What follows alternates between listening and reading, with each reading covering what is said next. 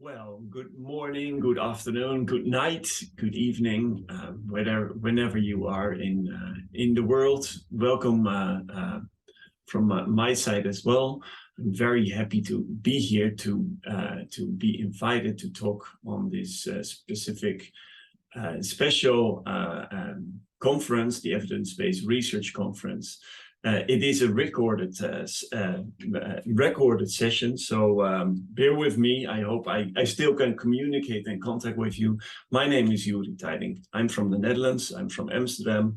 I am a researcher in the field of research integrity or meta-research, and I'm also a psychiatrist. And today I'm not going to talk about any psychiatry, well, not so much, but I'm really going to talk about the quality of clinical trials and its relation to research integrity.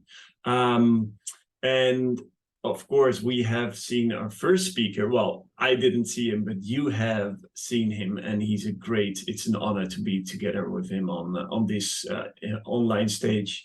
And it's also a great collaborator, and I really hope, I know that he's surfing every morning, Paul.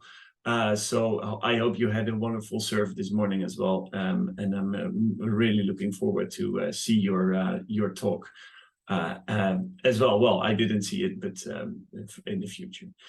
Let's make RCTs great again. That's the main message of my talk, and I'm going to share my screen now. There you go.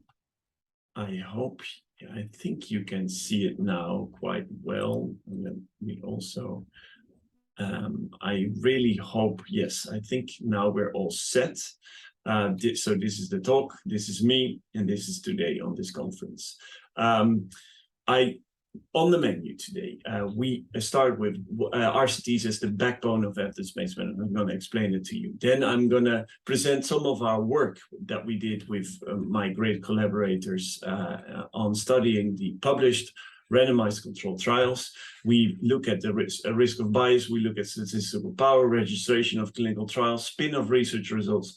And after I've presented it, and I can already give some highlights that the quality of RCTs is not that well, and I'm going to give some ideas about how we can improve RCT quality, and also how we can foster responsible conduct of research, and how we can make academia greater. Well, some ideas about it. Not I cannot, unfortunately, I cannot cover everything, and it's impossible to make everything perfect. That's also something that I have to say.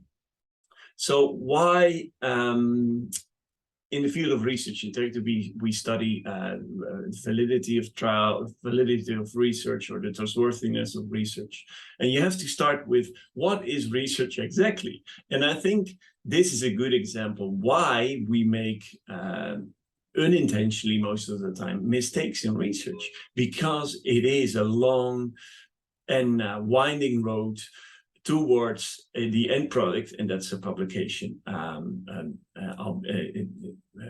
So it starts with an idea, then you have the design, you need funding, you need approval, ethics approval, you start the experiment, you collect the data, you analyze, you do another analysis, then you start writing. And this is most of the time, this is work that PhD students do and will be supervised by more senior staff. You start writing. You think this is the best paper ever. That's what I thought of my first paper. Best paper ever. I write it, I send it to my co-authors. Well, my co-authors definitely didn't agree that it was the best paper ever. So I asked them for advice. I completely rewrote. You have to rewrite your paper. Then you submit it and you think, well, this is so good. I should submit it at Nature. Well, Nature is not too open about their open science policies. However, Nature, of course, desk rejection directly, and you think, well, why is that? So you start submitting it other journals, and you think that the impact factor is very important. So you follow the impact factor, the higher the better. Well, you get rejected and rejected and rejected, and you think, what's wrong with my baby? nothing is wrong with you, baby. There's just a lot of competition. So hopefully you end up in a peer review process after the editorial decision. You start revising your paper. And hopefully if you can pass the second reviewer two is always the harshest, the most harsh.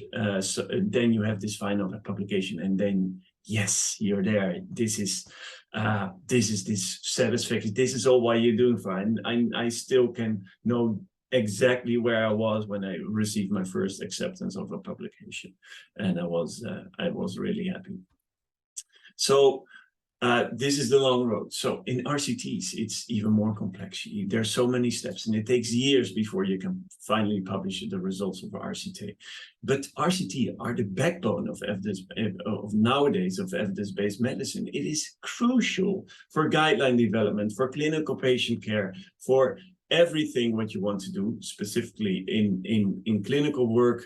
You need to have RCTs in order to get your treatment accepted in guidelines and in daily routine care.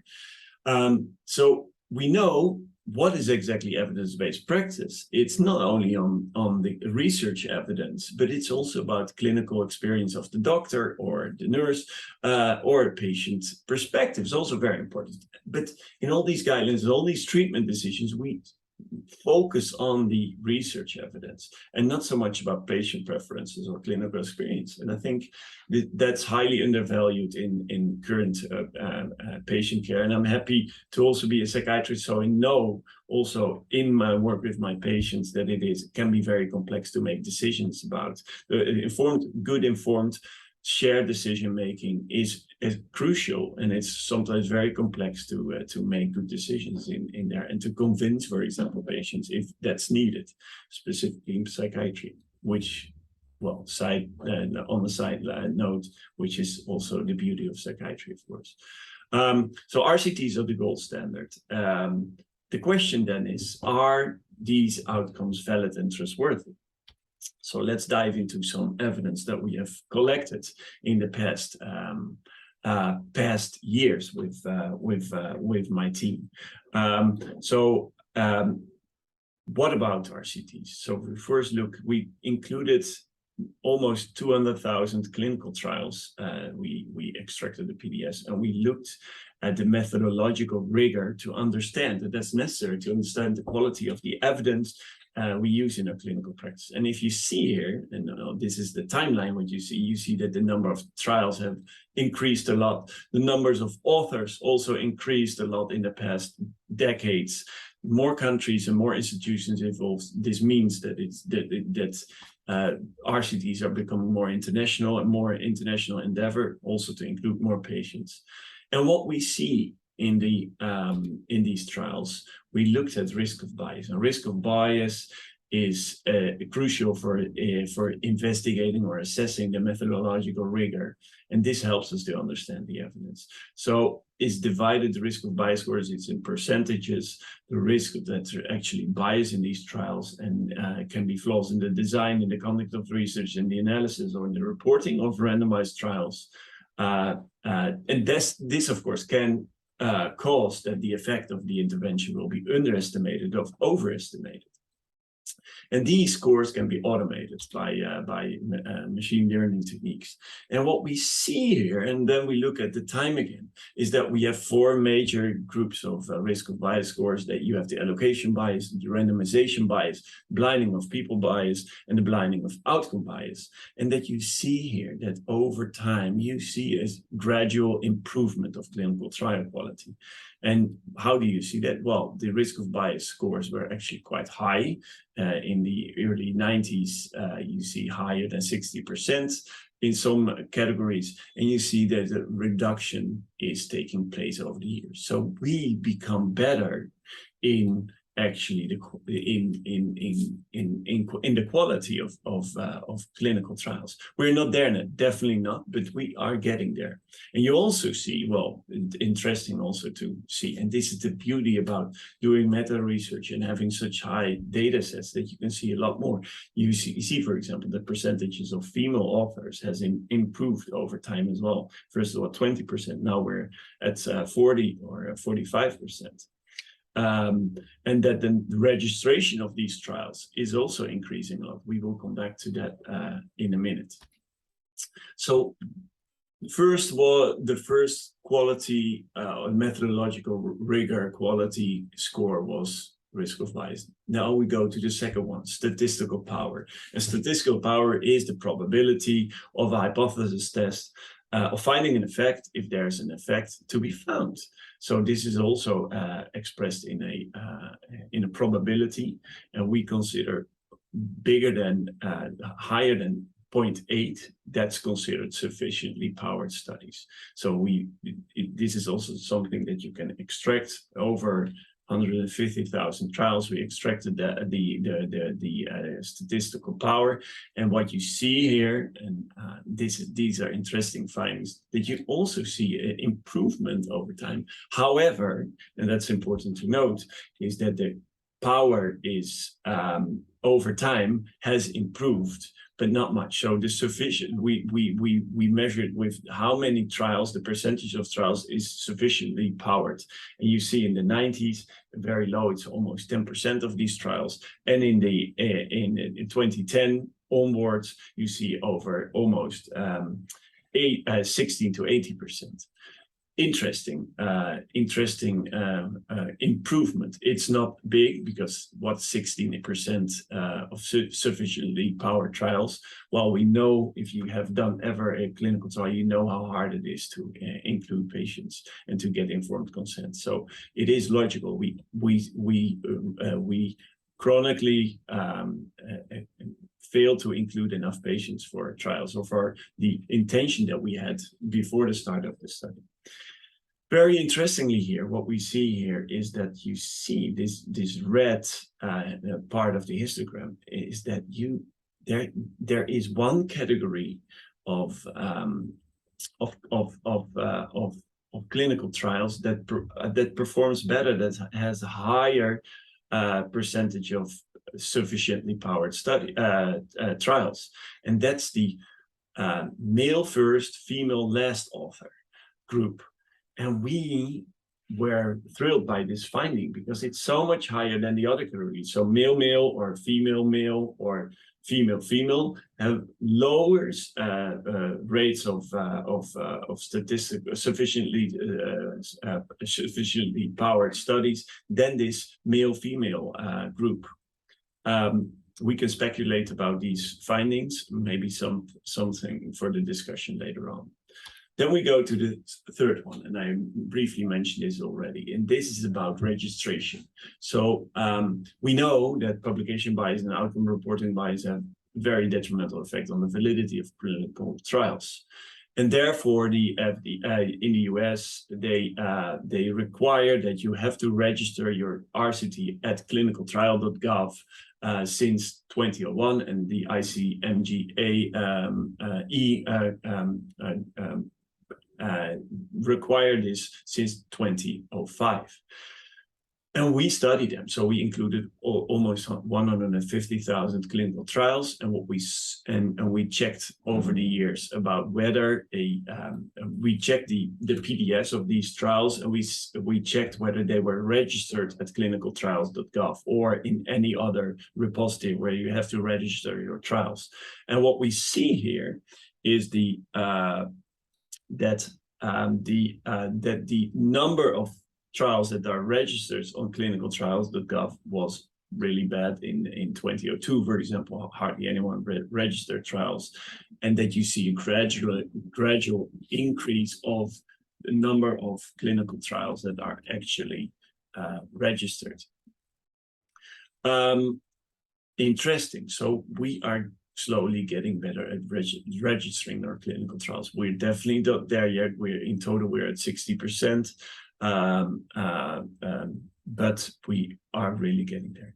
We also checked for all the trials that were registered on clinical trials, if there were any, what was the percentage of people that actually changed their primary outcomes during the study. And this is interesting to see, because you know, in the log of clinical trials, you can check whether the authors have changed the outcomes.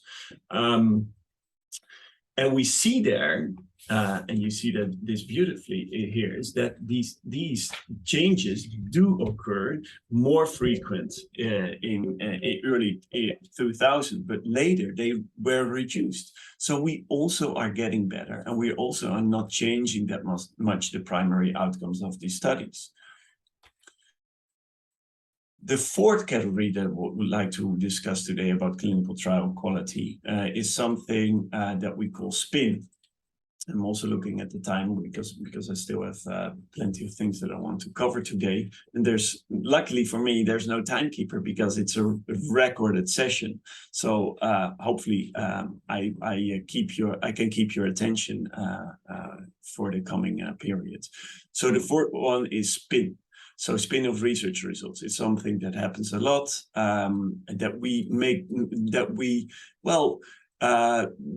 spin practices switching the emphasis on specific results, and this misrepresents the results while unfavorable data are suppressed, or that we try to make it look like better than it actually is. So what we did, we explored the use of positive words in abstracts over time.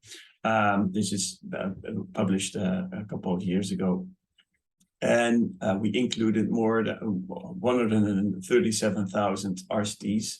And what we did, we checked for the occurrence of positive words and negative words in the abstracts of these RCTs. And well, interestingly, what we saw that the number of 25 most common negative words that remained more or less the same, a gradual increase, not much. But for the positive words, and then you can think of groundbreaking, phenomenal, novel, favorable, amazing, all these words, you see an increase over time, and that it's that they use these words more common. So what we do is that we make these abstracts more positive, or that we use more positive words in order to convince or sway the reviewers and the editors to accept our papers. That's one of our conclusion that we draw from these from this study. So this is not what I'm going to discuss today. So to summarize, we have a relatively high risk of bias. Clinical trials are mostly underpowered. We're still not reporting our trials before the start of the study, but we are getting better at it. We are overstating and exaggerating our results using all sorts of wording to convince reviewers and editors to get published. And we even do that for p-values that are even non-significant. But we see improvements in the past decade, which is great. Also by law enforcement, but also that we are focusing more on clinical trial quality in several measures. More studies are registered and fewer study outcomes have changed before the publication. And the third one is an interesting one. It looks like female-led authors may improve the methodological quality of the trials they're working in. So this is the first part of this talk, and we talked about the clinical trial quality. And I'm going to go with you together what we can do about it. And first of all, why is meta research important? And maybe I'm preaching for my own choir here, but I think it's extremely important, because if you want to know how good our trials are, then what reasons a trial isn't good, then you know how to improve it. So it's essential to have this knowledge to understand the evidence, but also to assess and to value the evidence that is created. And if we can improve the quality of research, then we can also improve our patient care. So it is like being drawing a diagnosis. It's like a doctor. It's first need a diagnosis before you can start a treatment. And if you have to treat clinical trials, the quality of clinical trials, you first have to know what is going on. So research waste, well, I think Paul has touched upon this topic already. Extremely valuable and important work that they have done together with Ian Chalmers and colleagues, published in the Lancet in 2009. This very important series about, hey, what's going on? It's 2009. What's going on with these trials, and they they draw conclusions that they think that research rates may be up to 85% of the total research that is actually published in clinical research, of course. And what do they say? Well, we do not ask the right questions in order to get the good treatments. We may not use the appropriate designs and the methods. We do not have access to full publications or to the data of these publications. And we have over 50% of the planned study outcomes are not reported. That's something that we showed, and that showed some improvement, or are not even published. So we have a lot of problems in clinical research. And luckily, and good for us, we can do something about it. So how can we improve RCT quality? First of all, we have to look at, this is the scientific method. So you first generate a hypothesis, then you design a study, you collect data, you analyze data, you interpret the data, and then you publish it and maybe conduct the next experiment. So what we see a lot, well, we're not going to talk about replication crisis today, whether there's a crisis or not. Well, lack of replication is an important factor. Low statistical power, well, we discovered this. Cherry picking is also something that's extremely common. A lot of that you change the hypothesis, for example, and then you say, hey, this is a positive outcome, and you cherry pick this positive outcome, or that you change the hypothesis and say, hey, this is the hypothesis that we actually came up with, while you only hypothesize this after the results are known, the so-called harking. So a lot of different problems in the scientific method, and luckily we can do something about it. And this is how how harking looks like. This is a king, like we all feel as researchers sometimes. Well, maybe the senior researchers, that you use your bow, and that your subordinate draws on the wall where you have actually shot, and say, well, you did a great job because you hit the bullseye all the time. This is how it looks like, and I think this is something that we can prevent easily by doing this registered reports, or the two-step publication process. So the classic process is that you plan a study, that you do a study, submit it to the journal. Sometimes you get accepted and you publish a paper. But the registered reports by Chambers is, well, he didn't invent it, but he made a lot of, he put this on as an important factor, how we can reduce research waste and how we can improve the quality. So what you do, you plan a study. That's the idea of registered reports. You plan a study, you submit it to a journal, you respond to reviewers' comments. So you do not do the study yet. So you only publish the introduction and methods, actually. Then you get accepted, whatever results may be, because you don't know the results. Then you do the actual study, and then you publish the paper. And that prevents a lot of problems that we just have discussed. And I think it's a beautiful way. It should be something that we really have to think of in improving clinical trials. So the other thing is, of course, open science. Open science is not only about open access publishing. Open science so much more. It's about open source. It's about open data. It's about open infrastructure, open peer review, for example, open evaluation, both of papers, but also of researchers themselves in evaluation and selection criteria. and open evaluation of funding proposals, something also very interesting and important that we can apply to with open science. So there are a lot of different things that open science can help us to make the research process more transparent and thus more trustworthy, more valid. Then what can we do more? And this is something specifically for clinical research.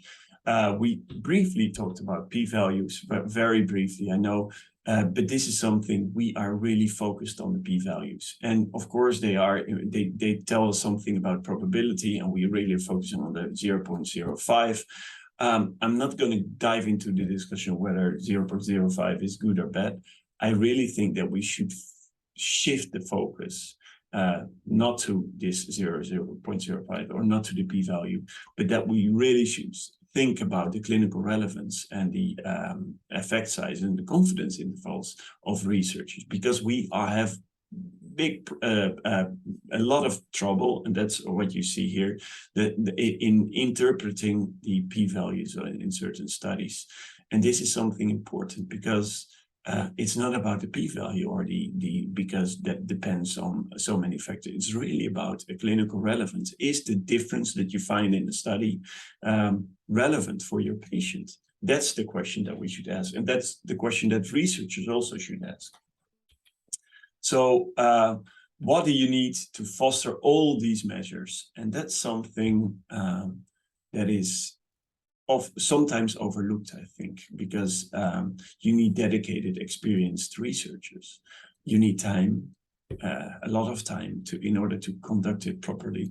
You need money, you need infrastructures, you need role models, and you need good supervision and good skills. You need these soft skills to convey the message and to convey the rigorous research towards your peers and towards your colleagues and towards PhD students. So this is something that we really need in order to actually improve clinical trial quality.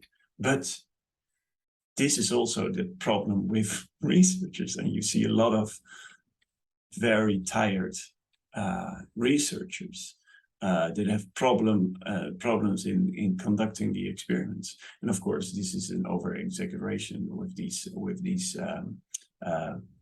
these images. But I would like to highlight this because this is something that is getting a problematic in academia, because we have this publish and perish culture, a lot of publication pressure. The career opportunities for early career researchers are not that to be honest, very bad. We have very old school HR, human resource management. We don't know well how to promote people and who should be promoted. Very long working hours, which are conveyed in unwritten rules that you have to be on the lab. We have an unhealthy work ethos. We work so hard, and we don't know exactly why. Well, if we work hard and that we get promoted or not. We focus on impact factors and not so much on the quality of the work. These power relations, specifically for PhD students that have dependencies on their supervisors, all these problems create a culture of that researchers are overburdened. There's so many demands for them, and we didn't even talk about education or any other managerial tasks that they have in their work. And that's what we also see in practice. And for doctors, it's even, well, not even worse because it's incomparable, but we also have our patient care, of course. So we also should focus on these softer factors. And I know I'm a psychiatrist, so bear with me that I value these things and I find them very important. We can do something on different levels. So we can look at individual levels. We can look at cultural or structural organizational factors that we can improve. Individual, you can think of mental health in academia. How can we foster mental health? It's something very important. And if you want to know more about this, please contact me. It's also about personality, about values, about effective training, about responsible supervision. It's also about cultural factors. that we created a culture of publish or perish, while slow science, learn to speak up, support responsible supervision is crucial in order for early career researchers to develop as a researcher, actually to really get into the scientific method. And you have structural and organizational factors that you can influence, like improve the funding system to reduce dependency, reduce dependency on funding, because as researchers, at least here in the Netherlands, but also I know in other countries as well, we are completely dependent. We are addicted to research funding, and we should improve that. It should be a more healthy relationship that we should have with funders. I think we are with too many researchers, and there's a hyper competition for this slots in journals, in funding, but also in academia itself. Therefore, we need to improve the career perspective for early career research. Otherwise, we lose so much talent that will go to other disciplines or will go to other areas in society. Well, we are working really hard on different recognition and awards. Multidimensional, well, we could talk, that would be different, and I hope we cover this briefly also in this conference. Multidimensional assessment, as I said, power relations, that will be a culture to speak up for early career researchers that will reduce dependency. And leaderships programs and role models can also help, because what we also know from research that we did, that these role models are essential. You have for early career researchers, like the good examples, they teach you how to do good research or responsible research. And these factors are related to research integrity, and that's something that that we have to keep in mind, that these factors can influence the behavior of research and to foster responsible research practices, and that the more pressure, the more overburdened you are, the more mistakes you make also in research. Therefore, I really think that we should think of a different mindset, which is very difficult to create, I know, but I think that we always tend to think about that more research is needed. But that's also the conclusion of a lot of papers, unfortunately. But is it really needed? Do we really need so much research? In 2019, we had more than 2.5 million publications. Peer review is not the holy grail for good assessment of publications. There's so much competition. Peer reviewers are part of this system as well. They also experience this hyper competition. So I think that it's not more research that is needed, but better research is needed. Because why more research is needed if it might be that even 85% of this research is actually waste? I think we should first focus on better research, and if we can improve the quality, which is already happening, which is also the good news of today, then we can think of more research. So first better, and maybe then more. So what are my take-home message for today? RCT quality is pivotal to further the impact and relevance of clinical trials. Measures are necessary to make progression and improve clinical trial quality. And I think that we can do a lot about it. We don't do enough. We should think about measures in order to improve this. Mental health is important to convey research integrity and researchers. I think that, and I really think that we need slow and responsible science. Not more research, but better research is needed, and we can do a lot about it. We are academia, and we can make academia great again. Amen.